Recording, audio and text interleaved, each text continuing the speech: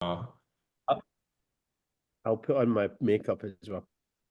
okay, so here we are for another update from Dr. Scott McIntosh.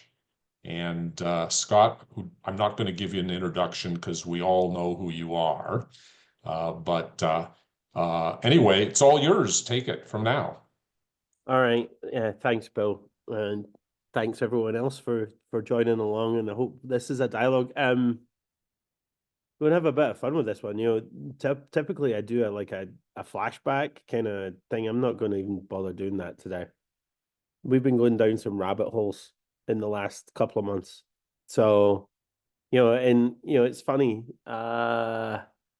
We did a blog post the other day and you can find it and I can share the link. But it's amazing. Everybody's just moved on to cycle 26 already, right? So it's hilarious actually.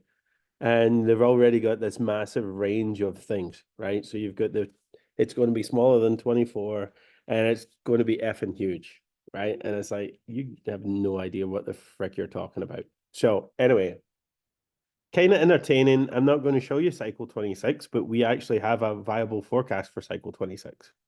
So so maybe in about 10 years. So anyway, let's get on with it. So you've probably seen this slide a fair chunk in time. This one comes back. I maybe made this in 2018. You can tell kind of from where the data stops. But the top plot is this daily sunspot number, and you can see the kind of averaging in red. And then the bottom plot shows something that looks a lot like the butterfly diagram in gray, and then red and blue, right? So these are the prominences that are on that we see in H alpha images of the sun. I always crack the same crap joke that they're prominent against the disk and therefore they call them prominences. I mean, we're so awesome at naming stuff in my field. But basically, if you trace the progression of the highest latitude of these features in the system, you get those red and blue curves. And you can see how much it loves 55 degrees, which are the dotted dashed horizontal lines. And then also this thing that kind of blew me away at the time was the fact that the terminator events are indicated as vertical dotted lines. And that when that thing just starts to march to the pole, happens at the terminator event, which happens at the equator, right? And it's synchronized in both hemispheres. And I thought this was absolutely staggering, right? Because um we've talked about this a little bit in our conversations, but how amazingly fast the sun responds to the change in the hail cycle. So I'm not showing hail cycles on this plot, but we'll come back to this in a little bit because this is how we're going to track cycle 26, right? And this is also how we're going to know exactly where we are in 25. That'll help guide us later on. This is also from 2019. It's actually from the same paper and it's going to rattle through all these diagnostics that show exactly the same phenomena, right? So you've got sunspots, you've got coronal morphology things, we've got filaments, and they all show exactly the same pattern. And the whole point of this very rapidly playing movie was to illustrate that the sunspots are just a tiny fraction of the whole picture, right? And I just let it loop. I could let this loop for an hour. I love watching this one. But this is from 2019, so it's a wee bit out of date. I haven't updated it because I'm a sad bastard, but I have updated a lot of the frames. So as we go through our progression tonight, I'll show you kind of more because it's more than about predicting a number, right? We're starting to look at morphological things and that how those fit into the picture. So it's not just projecting the amplitude of the sunspot cycle, it's actually trying to figure out its shape and where all the parts of its shape come from, right? So, I don't know if it's a entomological or forensic kind of analysis, but I'm not going to go down all those rabbit holes, but I just love this movie. So we're going to jump into the meat of this, and you can see where we stand last week. All right. So in this plot, we're just showing how good the forecast is standing up against reality. Interestingly enough, the big departure in the spring is driving a lot of potential business. Right. When the sunspot number gets up over 220, up towards 300, that causes problems. Right, because the corresponding solar flux goes up. We're seeing some interesting shape in the F10.7 flux, because now that we're officially over the peak, I think we were probably over the peak probably about 6 months ago. We're starting to see two things playing, which is kind of cool, because there should be two things playing now. So they'll get two Hale cycles, or we should start to feel the effects of the second one. So we'll get into that in a wee bit. Zooming in, yeah, it's pretty good. This is another plot from 2019. It's from the same paper, but this is how we construct the kind of average sunspot butterfly diagram. I love this, right? I could literally watch this all day, right? And the whole idea, it's Terminator plus or minus 11 years. And that's the green blob that keeps marching across. And then in the bottom figure, everything is aligned to the center point.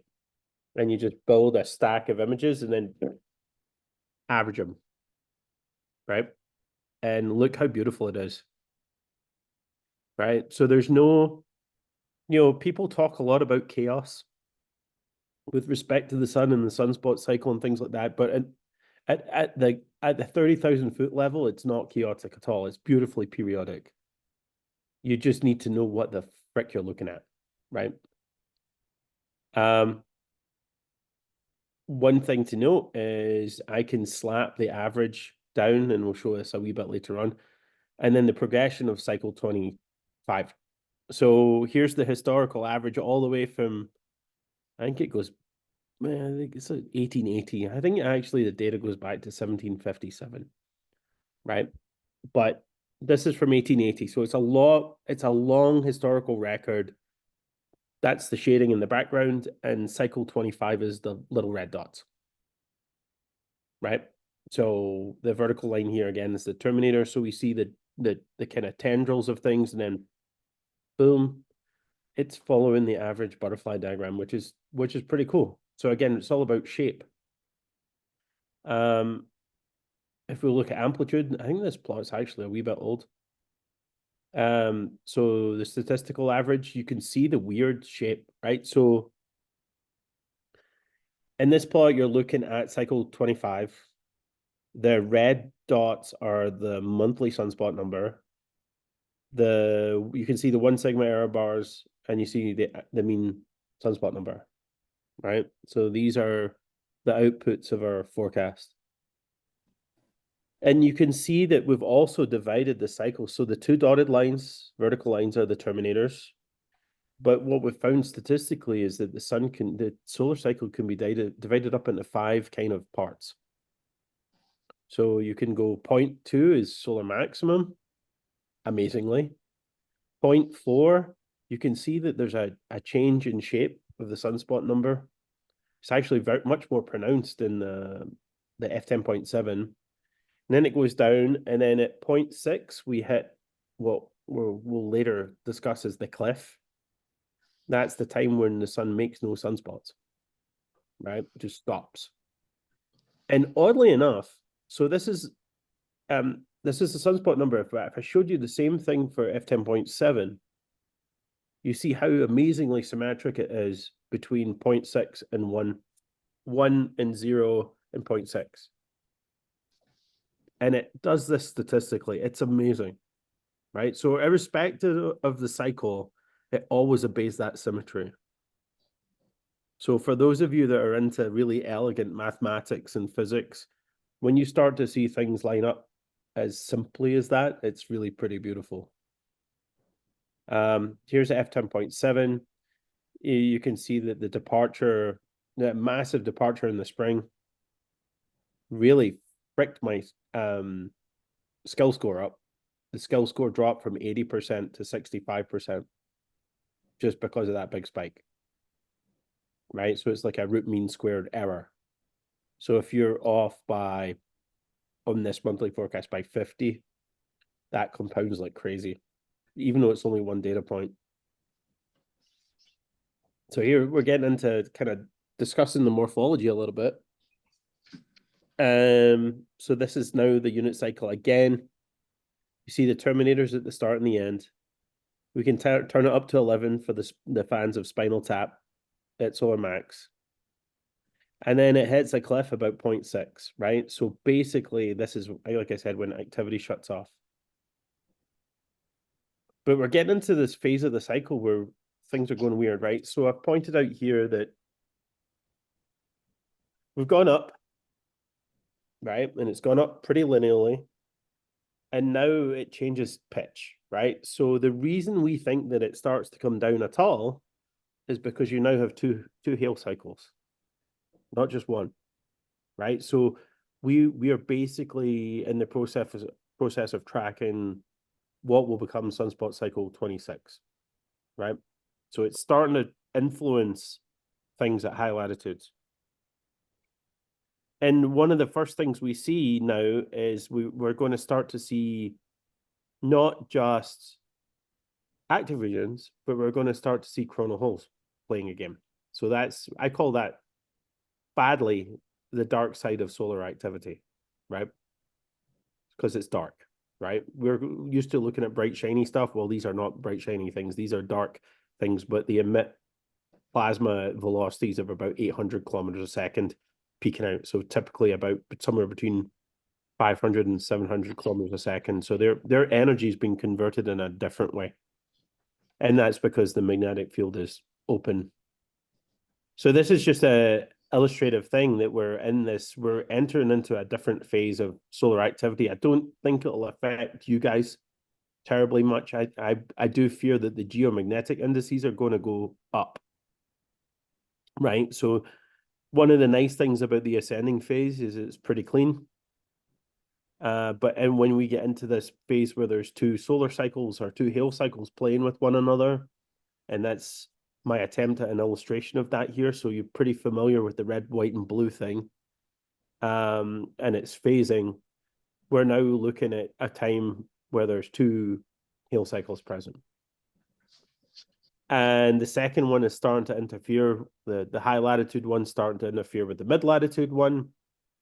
And we're getting into a bit of a mess. So we'll start to see activity that not just comes from the active regions, but we'll see activity that comes from the solar wind. And so what that basically means is that the geomagnetic indices are going to start getting rattled. And I hope that that doesn't affect I hope you get at least through a couple of seasons of nice propagation before that starts to hit. Just to illustrate that, where that is with my average sunspot number, again, there you can see the effect of the cliff. So if you could draw your eyes on the cliff at 0.6, so that's the line in 2028, it just like very little production of spots after that, right? And as I'll show in my very last slide, the basically flaring switches off at that point, right? So if you're worried of anything below a C-class flare, you're not going to see it. That's not true, but there'll be one-off specials, right? The sun will have a blue light special at the end of the cycle. But after following that, there's nothing much. These plots are getting kind of murky as I start to overlay 1,000 things on them, right? So for the lack of a better term, we've called this the battle zone because we're now two Hale cycles are battling with one another. This is the projection of the geomagnetic. Actually, it's the AP index.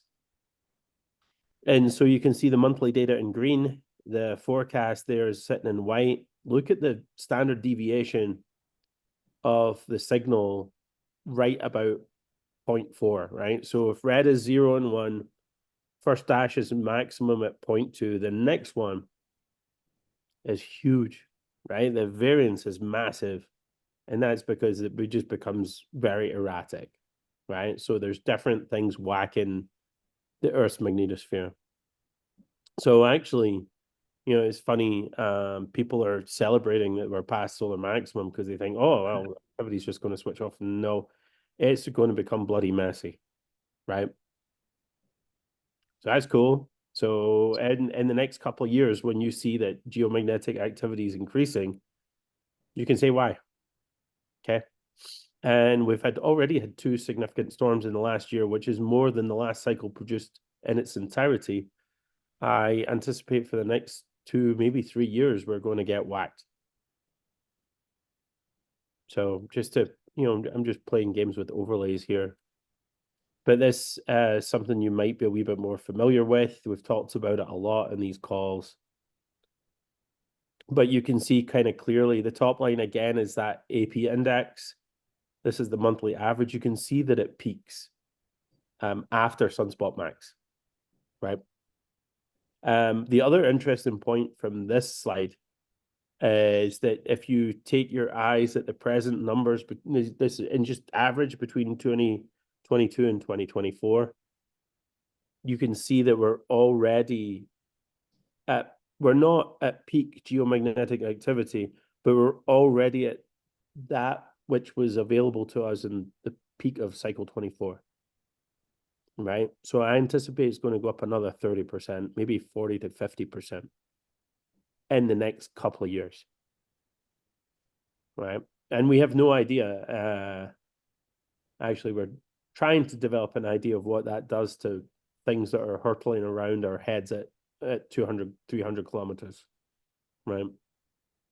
We understand what the drag environment does, but we don't understand well what the charge environment does. Just to keep hammering home my really bad analogy, here's 2 different plots, right? And they both go back to 1970. And the top one is the solar radial flux, but now instead of plotting it as a line seat, every 28 days is a slice. So it's approximating 360 degrees of longitude. And then it's next slice, next slice, next slice, next slice. And you can see the on and the off of the terminator and the cliff. So those are the vertical lines. And then you can see the trough that comes from solar minimum and it picking up again. Well, the bottom one's pretty interesting because the bottom one is the same analysis applied to the fast solar wind. So in this case, regions of very fast solar wind are red and moderate solar wind is in blue, right? So this thing's scaled between 300 kilometers a second and 750, I believe. So you see those beautiful red stripes? So these things that are coming down at, again, they're coming down at this angle, right? When do they occur? They occur in the deep declining phases of cycles and through solar minimum. Well, actually, they don't go all the way into the depths of solar minimum, but these things themselves reproduce. So all the phenomenology that we're looking at is cyclic, right? And it fits into this picture. So, when we get past the cliff, or as we get into between 0.4 and 0.6 on our unit cycle, the fast solar wind starts to take over as the activity from the activity belts begins to dwindle. And so this is another illustration of the fact that we've got multiple things going on at one time. In recent times, you may or may not have been aware that people have been trying to talk about the sun's polar magnetic fields. And that is a signature of the polar reversal happening and also solar maximum. So here is the solar polar magnetic fields over the same time frame from the Mount Wilcox Solar Observatory down at Stanford. And you can see that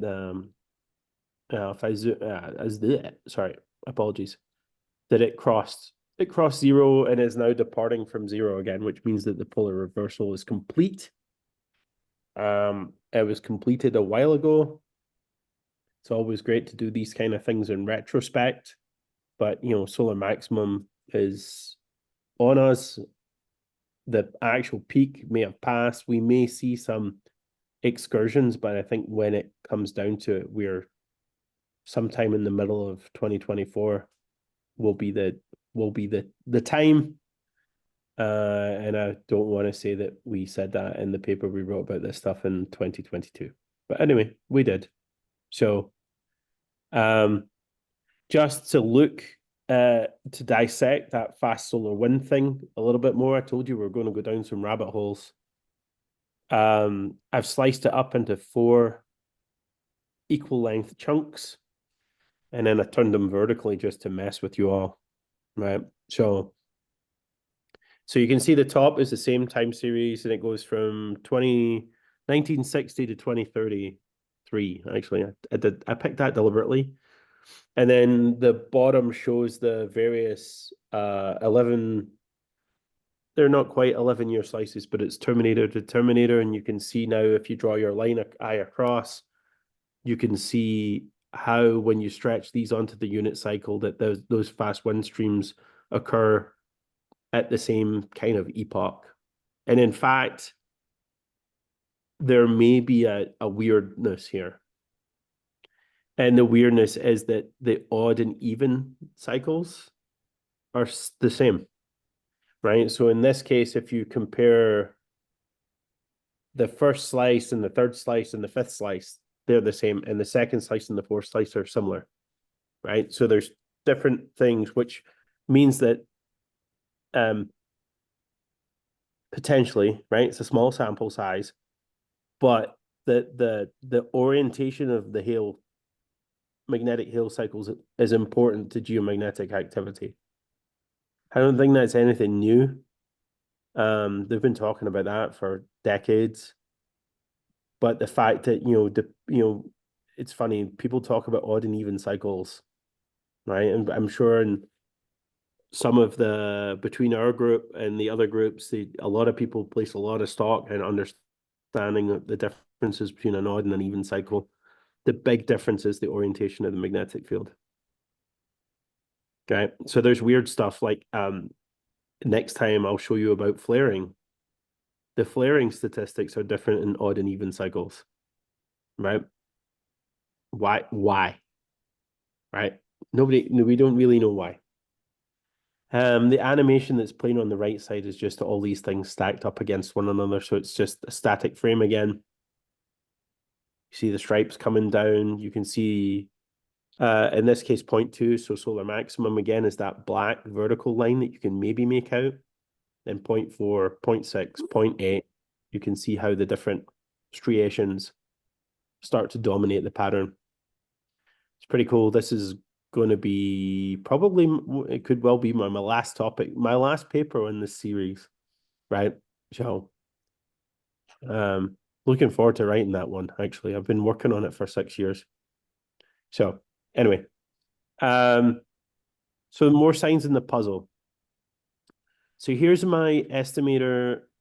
I've showed this before. I showed it at the start of the presentation. Coronal morphology. And basically what I'm measuring, this sounds really pedantic, but the measurements go back to the late 1930s, right? What they did is they had basically a little photodiode on a spar, and they would trace out the position angle on the corona. So they're basically, even back in 1939, they were worried about space weather, right? These are actually the measurements I think originated in Germany, or European lands that had been taken by the Germans, right? So they measured the brightness of the corona as a position angle around the clock. And what they noticed back in the 80s was that if you trace that out, you get the pattern like the top figure here in the middle. So that god-awful color thing.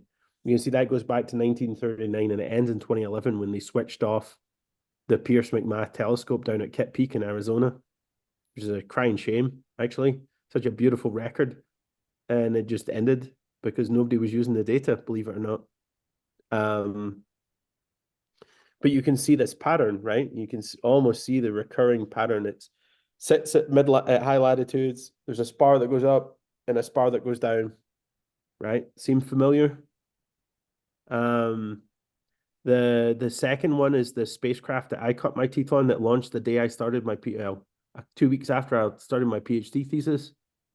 There's the SOHO spacecraft, and you can see pretty much it's the same pattern. And you go down into the contemporary data sets, these things are all seeing the same stuff. So basically, as you trace out this thin annulus of emission, you see this global scale evolution of the magnetic field. So you filter out all of the noise close to the limb, and you're only capturing the global scale evolution. So if you want to try and tie that into the polar magnetic fields, you can start to see the different, how the polar magnetic fields peak at the time that the coronal holes are wide open, right? So a dark feature above 55 degrees is a polar coronal hole, right? Same trick, same analysis. So again, just taking 11 years, I'm trying to make you all vomit with my choice of colors here. And on the right-hand side shows the statistical average of that almost 80 years of data, right? It's beautiful. It's actually really beautiful. How do you think our contemporary data is doing against this statistical average?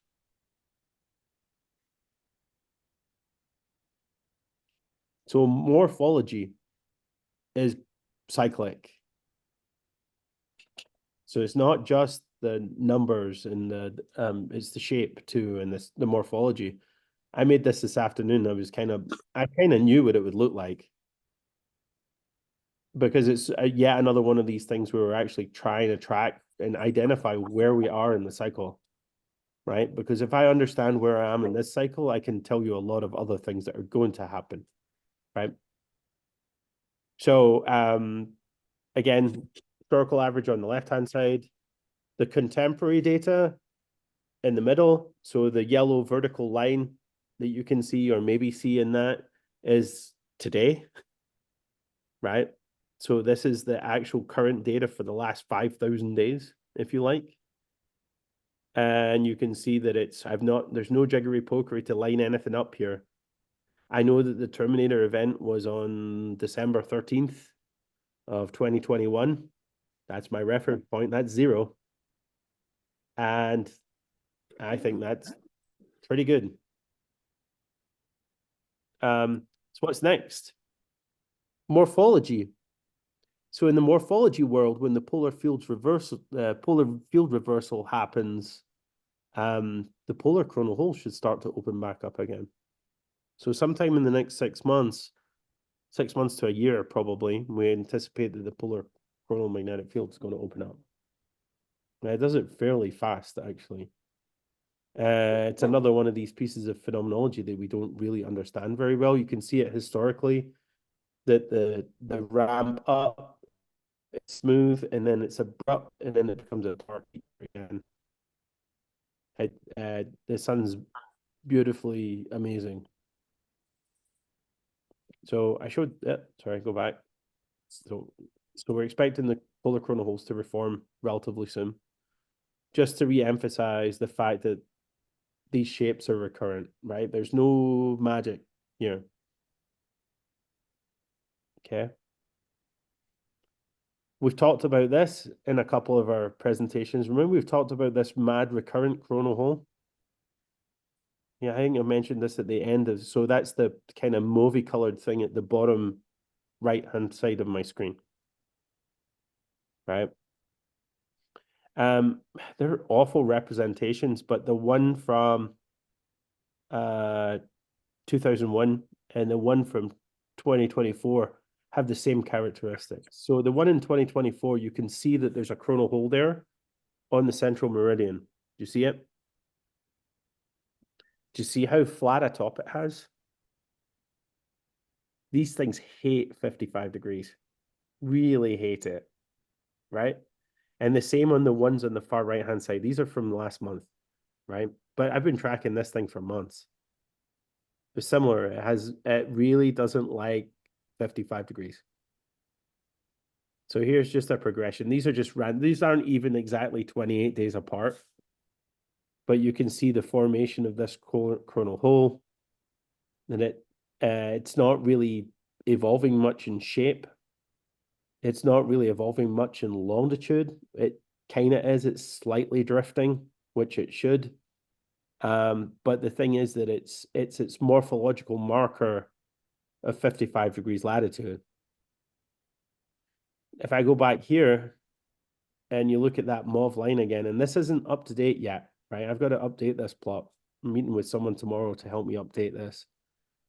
But you maybe get an idea of what those coronal holes are, right? So I've got my hail cycle plot in red, white, and blue in the background. There's a detection of all the coronal holes since 1996 on this. I actually got them going back to the 70s, but I didn't want to show that thing. It looks like DNA. It looks like a DNA double helix, right?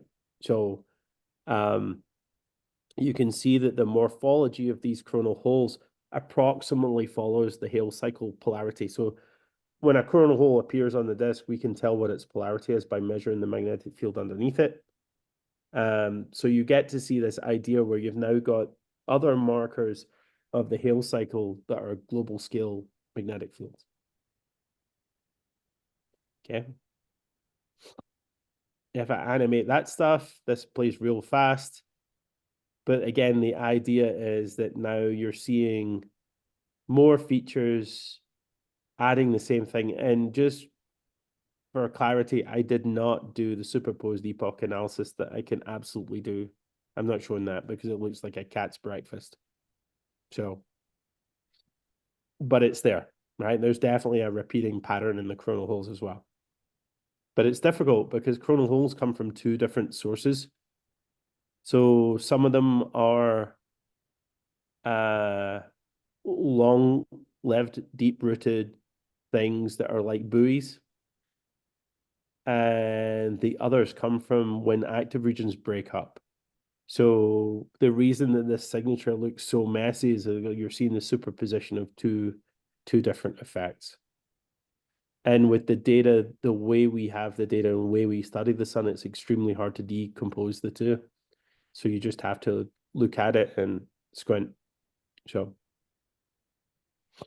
So we get coronal morphology, the polar coronal holes will form soon, and these high latitude coronal holes below 55 degrees are, guess what? Cycle 26, right? So as we track these over the next year or so, they're going to tell us in latitude where those bands sit, right? But there's other diagnostics that are going to start to appear. For example, we can track all the prominences and filaments. We can literally throw the kitchen sink at this, and we know where all those things sit relative to the global scale evolution. So I'm getting to the end. I love this plot, right? So this is an adaptation. I guess I'm showing a lot of the plots I love tonight. So again, the idea here is to illustrate how things switch on and switch off. So if you look really carefully, you can see the vertical dashed lines, the vertical dotted lines. So there you can see the switch on at the terminator and the fact that everything dials down again when it hits the cliff, right? So this is 0.6 of a cycle length, right? And then, of course, just for shits and giggles, you can see cycle 25 being bang on with the band, right? And I haven't messed with this. The code that generates the red, white, and blue thing hasn't been altered since 2012, right? Because statistically, it kind of always does the same thing. The only thing that's going to be different is when I start to play with cycle 26, which you can see in the image, I'm going to have to adjust it, right? As we start to track 26, right now it's just an average that's in this. So you can play the same game as me and predict when the next Terminator is going to be.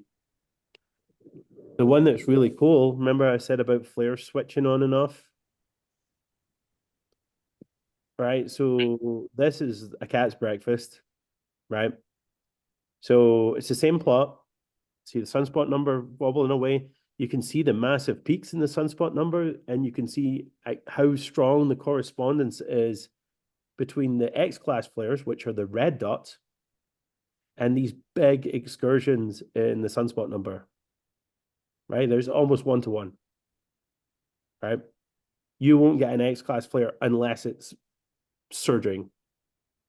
Right? So this is actually longitudinal physics that's coming in. This is the Rossby modes inside the sun's interior that are driving things. It's kind of like, I guess it's kind of like a hurricane, but not quite.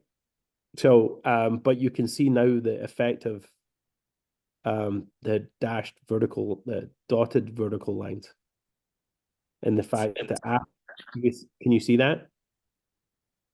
I love this one. So, this was meant to be audience participation, but I'm not going to bother. Right? But what are the next landmarks? I left it blank. Right? So this is for you guys to fill in your spare time. Once you fill them in, you'll be able to track cycle 26 and its development. And you can be like everybody else and just ignore 25. And just revel in the nice propagation that there'll be for the next, 6 months to 3 years.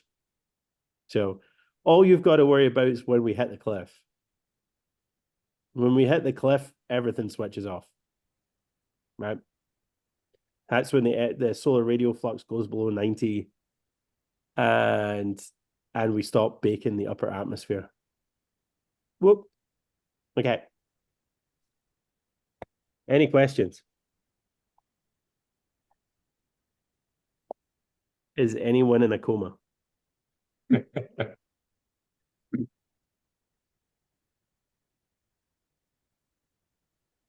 Was it that clear? Have I said this stuff so often now that it doesn't matter? Is there anything that anybody wants to see again?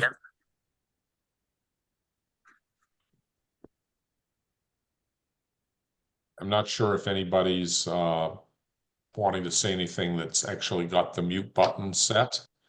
That happens sometimes. So any questions for Scott at this point? Scott, I saw a picture several weeks ago that someone had published. It was essentially a time-lapse photograph of the sun, and that picture made it very clear. It seemed like the majority of the solar activity has been in the southern hemisphere. For the last year, yeah. Sorry? For about the last year. It hasn't been that long ago since I saw the picture. No, I mean the South has been dominant for about a year. Okay. Yeah, we don't know why.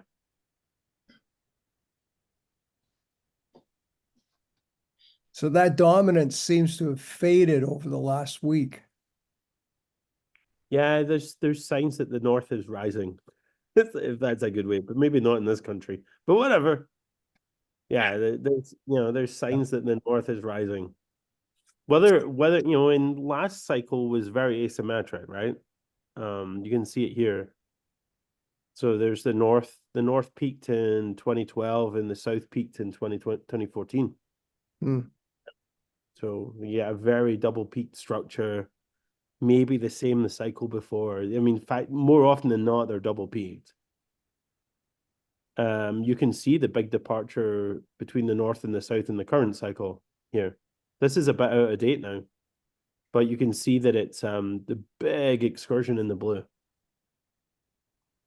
So yeah, no, I think it has come down a bit, and it looks like there's more. If I look on the far side, there's more activity in the northern hemisphere. Is it? Yeah. All right. So- Well, if there aren't any more questions, I'm gonna stop the recording. And I think Scott might have a few other things to share with it, so I'm gonna stop the recording now.